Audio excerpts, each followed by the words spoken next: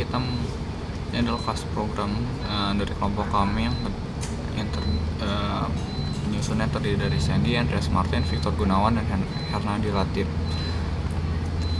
Kita mulai di sini dengan kita membuat satu sistem tampungan yang tampungannya itu ditentukan oleh user.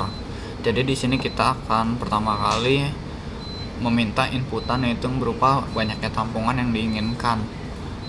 Di sini kita bisa lihat kita memberikan validasi, lalu ini bisa dilihat untuk pengulangan jika terjadi kesalahan atau penangkapan error di sini. Lalu ini array kita bisa kita lihat tampungannya berdasarkan tadi inputan yang tadi, inputan yang ini yang di atas yang diinput oleh user. Lalu kita masuk ke setelah di input, lalu di sini dia akan memasukkan nama barangnya. Ini yang pertama kali. Nah, kita akan melakukan pengulangan di sini. Lalu di sini nama barang pertama itu hanya langsung dimasukkan. Untuk yang selanjutnya, setelah menginput, kita akan ngecek dengan inputan nama-nama sebelumnya. Jika jadi kesamaan, dia akan meminta inputan ulang, yang artinya nama barang tidak boleh sama. Lalu memasukkan jumlah barang, dan jumlah barang yang dimasukkan itu minimal adalah 1. Jadi jika saat dia 0 dia akan mengulang, dan di sini kita memberikan perulangan seperti ini. Lalu kita masuk ke menu utama gudang. Yang ini kita bisa lihat di sini kita mendisplay semua barang-barang yang tadi ada dengan pengulangan. Lalu di sini kita akan menyediakan 3 menu, yaitu barang keluar, barang masuk, dan terakhir pilihan keluar. Lalu untuk pilihan divalidasi juga supaya tidak terjadi error atau kesalahan. Lalu pada saat sekarang kita masuk ke pilihan 1. Di saat pilihan 1 dia itu adalah barang keluar, dia akan memasukkan nomor barangnya, dan nomor barang itu juga divalidasi, yang pasti minimal 1 dan tidak mungkin lebih dari jumlah barang yang adanya. Lalu di sini kita ada validasi untuk menemukan jumlah barang yang dijual. Lalu jika barang yang dijual itu memiliki stok kosong, maka dia akan display stok barang kosong, berarti tidak akan ada terjadi penjualan. Lalu pada saat jumlah barang yang dijual yang kedua ini, jika ada stok barang, maka stok barang yang dijual itu tidak bisa melebihi dari stok barang yang ada. Jika melebihi, dia akan memberitahu stok barang yang ada hanya berapa. Lalu pada pilihan barang yang kedua, kita akan memasukkan yaitu barang masuk.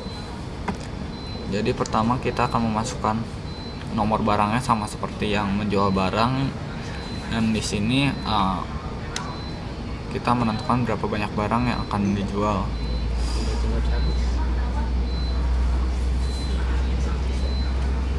Barang yang akan dibeli. Lalu di sini bisa dilihat kita melakukan validasi dan pengupdatean di sini. Lalu jika exit, kita langsung keluar dan program selesai. Mungkin kita langsung melihat pada saat program di run. Oke, kita bisa melihat misalnya jumlah barang yang akan dijual. Misalnya adalah, kita mengambil contoh sederhana 3 barang. Nama barang pertama misalkan kita deklarasikan AAA. Jumlah barang pertama misalnya hanya 2 barang. Lalu jumlah barang kedua kita coba memberikan inputan nama yang sama, dan akan keluar di sini peringatan. Lalu pada saat kita berikan nama BBB, inputan misalnya kita beri di bawah nilai 1, dia akan ngulang.